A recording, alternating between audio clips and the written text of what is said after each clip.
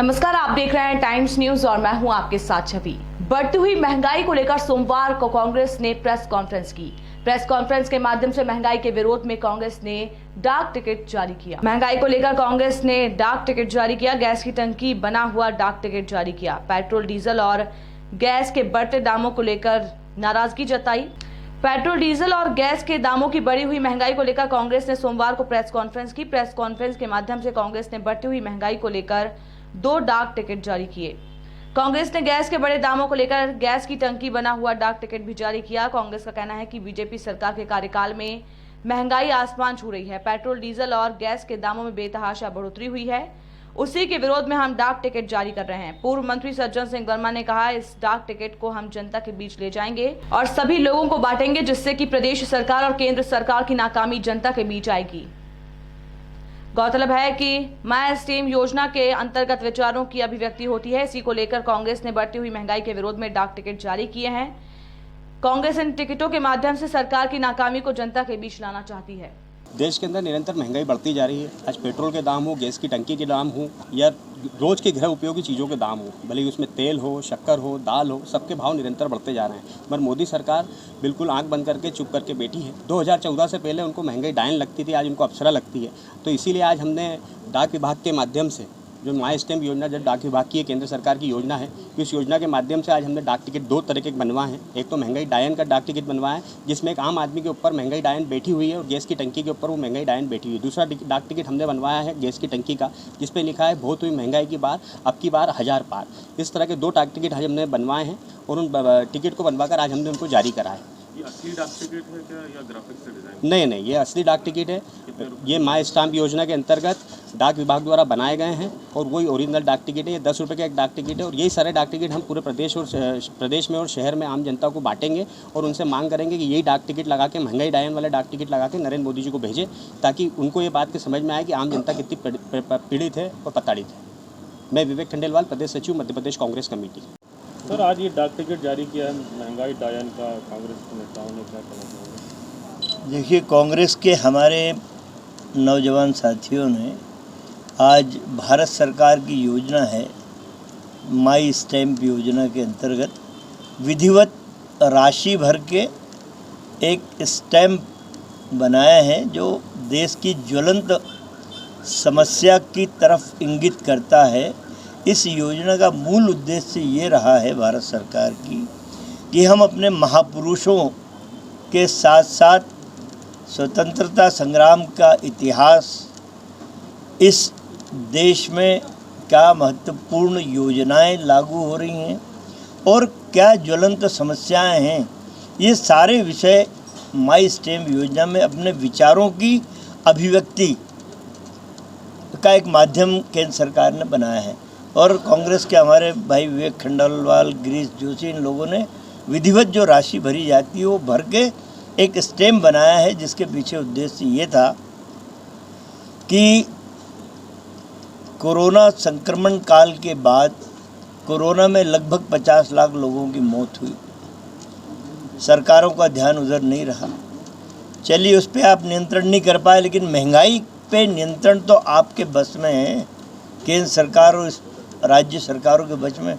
तो केंद्र सरकार और राज्य सरकार को बताने के उद्देश्य से ये कार्यक्रम रखा गया। ये बताना था कि जब $70 प्रति बैरल तक क्रूड ऑयल आ गया, उस समय 112 रुपये लीटर प्रति लीटर क्यों है। हमारी सरकार में $134, मनमोहन सिंह की सरकार में $134 प्रति बैरल क्रूड ऑयल था, तब हम 68 रुपये में पेट्रोल बेचते थे। उस समय नरेंद्र मोदी साहब मुख्यमंत्री थे और सपना देख रहे थे प्रधानमंत्री बनने का। सपना देखना कोई बुरी बात नहीं। तब उन्होंने एक गाना लॉन्च करवाया था सबसे पहले, कि मार्केटिंग के जादूगर तो हैं ये लोग, बीजेपी वालों ने ये कराया था कि सखी सैया तो बहुत ही कमाते, महंगाई डायन खाए जाते। अब महंगाई डायन का स्वप्न सुंदरी हो गई। अब क्या हो गई उसका स्वरूप? महंगाई तो महंगाई है और महंगाई हमेशा डायन रहती है। अब मोदी जी को स्वप्न सुंदरी लग रही है तो वो सोच रहे हैं कि भारत की जनता नासमझ है, लेकिन भारत की जनता नासमझ नहीं है। आने वाले चुनावों के लिए मन में धारित करके बैठी है भारत की जनता कि कोरोना में हमारे परिजन छिने हैं, महंगाई से हमारे घर के चूल्हे नहीं जल रहे हैं। 2023 और 2024 में आम जनता बताएगी कि महंगाई डायन तुमको भी खा सकती।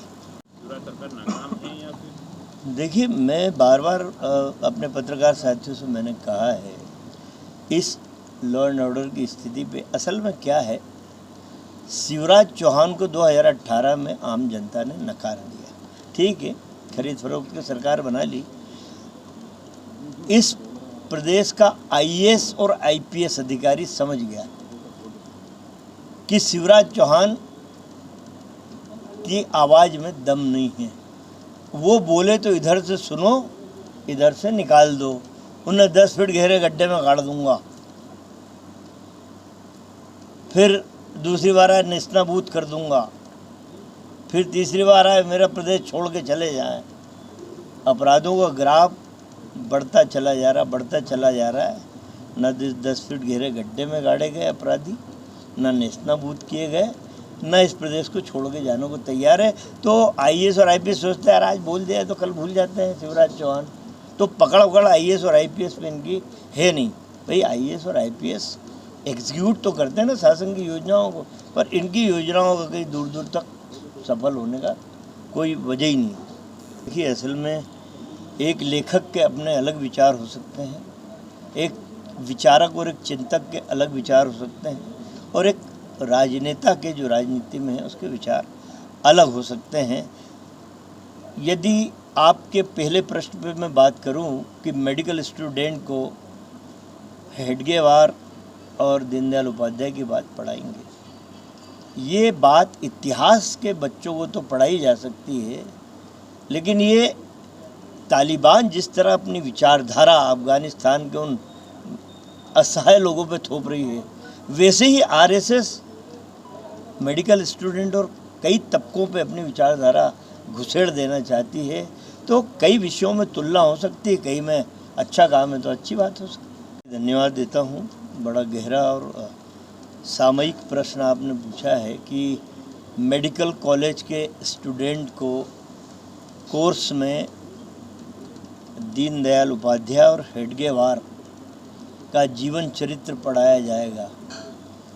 कितने मूर्ख हैं भाजपा के लोग। मध्य प्रदेश में व्यापम घोटाला हुआ, उसमें जो अच्छा बच्चा था जिसका मेडिकल में सिलेक्शन हो सकता था, भारत की जनता मानती है कि डॉक्टर देवदूत होता है, ज़िंदगी बचाने वाला होता है, देवदूत। पर व्यापम के भ्रष्टाचार मैंने देवदूत की जगह यमदूत बनाए डॉक्टर उस समय के। अब क्या मेरा बच्चा वो हेडगेवार और दीनदयाल उपाध्याय को पढ़ के ऑपरेशन टेबल पे उन किताब को रख के ऑपरेशन करेगा? ये इतने दुष्ट प्रवृत्ति के मूर्ख लोग हैं भाजपा के, ये आरएसएस की विचारधारा थोपने के लिए इस देश को कई बार बांट सकते हैं।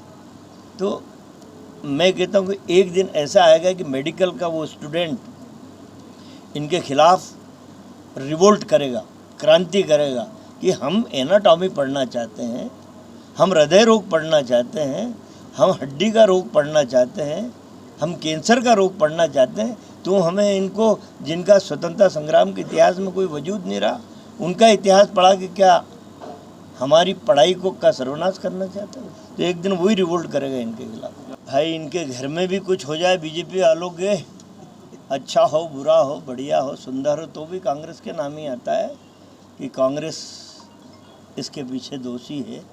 तो एक तो विश्वास सारंग बड़ा विद्वान व्यक्ति मिला शिवराज चौहान को, वो जाने कहाँ से सिंधु घाटी की सभ्यता से खोज के लाया कि सन 1947 में जवाहरलाल नेहरू ने जो भाषण दिया था, देश में महंगाई उसकी वजह से बढ़ रही है। कोई सिंधु घाटी की सभ्यता से लाता है बीजेपी वाला, कोई मोहनजोदड़ो हड़प्पा की खुदाई से लाता है।